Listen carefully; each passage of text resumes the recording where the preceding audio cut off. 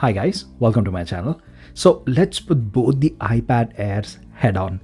The excellent iPad Air 4 launched in 2020 with its amazing A14 Bionic chip versus the beast of an iPad Air with M1 chip, and then try to answer the question on how the Air 4 performs nearly a year and a half since its release, and if you should still buy it, especially if you're finding a very good deal on it.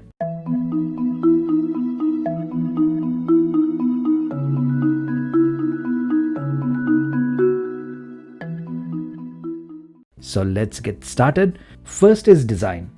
Physically, there absolutely is no difference between both these iPads. The speaker grills, microphone cutouts, camera layout, along with power buttons are all in the exact same location. So any case that fits the iPad Air 4, including fully covered ones like this, will work perfectly fine with the new iPad Air 5 as well. The only differences are the writing on the back, which for the first time ever since the iPad's conception now says the full model name. So it says iPad Air at the back instead of just iPad. Also, the iPad Air 5 is heavier by 3 grams, which in real life is not noticeable at all. Coming to colors, this time around, the old iPad Air Sky Blue is now replaced by a newer, more saturated blue. Gone is the green shade as well, which I have here, and in its place, there is a new purple shade, which is borrowed straight from the iPad Mini 6. Also, rose gold and silver from the Air 4 have been replaced by pink and starlight colors. Storage and price options also stay the same, with the base 64GB storage starting at $599 and the 256GB option pushing the price to $749. Next up, cameras. The rear cameras stay the same. It's the 12 million pixels wide angle, and shots taken on both of them are pretty consistent. However, when it comes to video recording, Air 5 supports extended dynamic range up to 30 frames per second. But comparing both, video quality looks pretty similar on both. The front camera gets the biggest update, bumping to 12 million pixels from 7 million pixels, plus it gets Apple's excellent center stage functionality. So if your FaceTime calls need that flexibility of cameras readjusting and focusing as you move around, it will really be useful. Next, the USB-C port got faster as well, twice according to Apple, so let's put it to the test. Here I have a video file about 1GB on a pen drive, and I'll copy this across onto both the iPads. And as you can see, it is slightly faster on the Air 5. Now, if you're transferring more heavy files, it will be quicker and you'd probably notice faster transfer speeds. Next up, battery life. I tried running same apps and videos for about an hour and the battery drain was pretty same.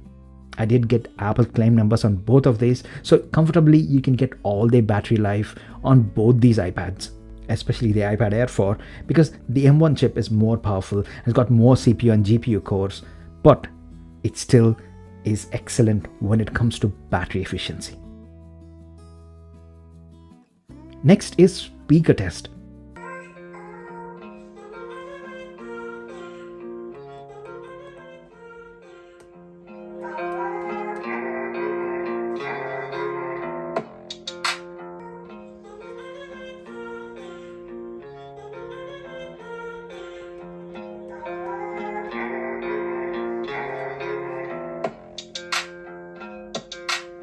Again, similar results from both.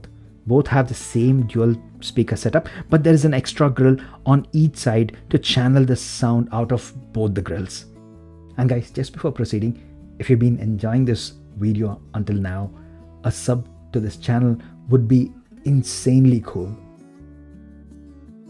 Next is the comparison which you have been waiting for: speed and performance.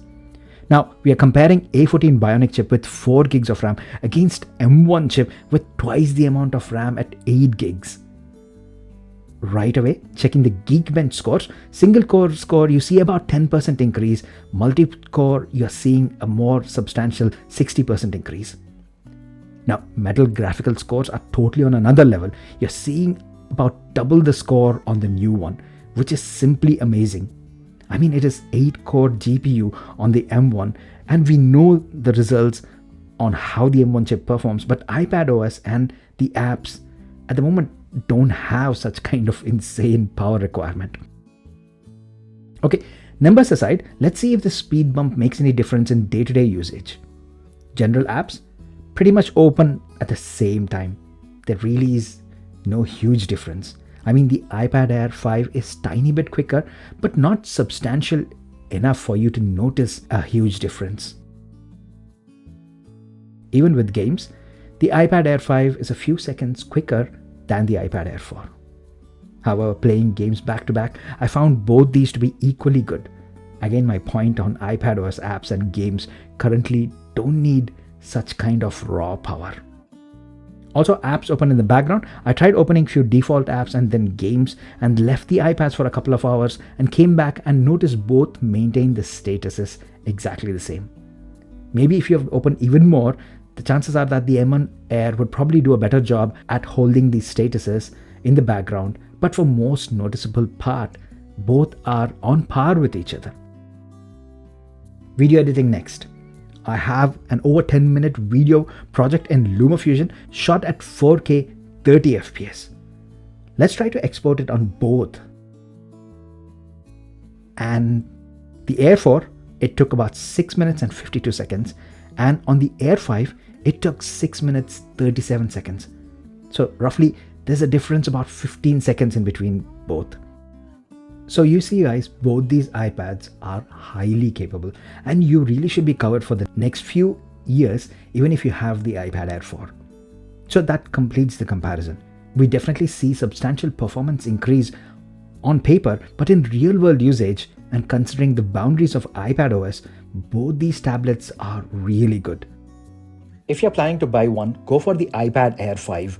As the M1 chip with double the RAM is sure going to last you for years to come and will definitely have an advantage over the iPad Air 4 when it comes to long-term software support. Saying that, even the iPad Air 4, you should be covered for at least the next 4 to 5 years, and maybe by then you'll get bored by your current iPad and decide to upgrade, or Apple might release something totally futuristic and we all might queue up before the Apple Store to get our hands on one. And if you plan to buy an iPad Air 4 now, make sure that you get a huge discount on it. At least about $100 to $150 off on one. So that's it for the video guys. I hope you liked this comparison. If you liked it, please hit that like button. And whilst you're there, the subscribe button is just a few pixels away. If you have not subscribed already, please subscribe to my channel, show your support so I can keep making these videos and keep this channel going in today's saturated tech YouTube world. And as always, thanks a lot for staying with me until the end. I will see you in my next video. Bye for now.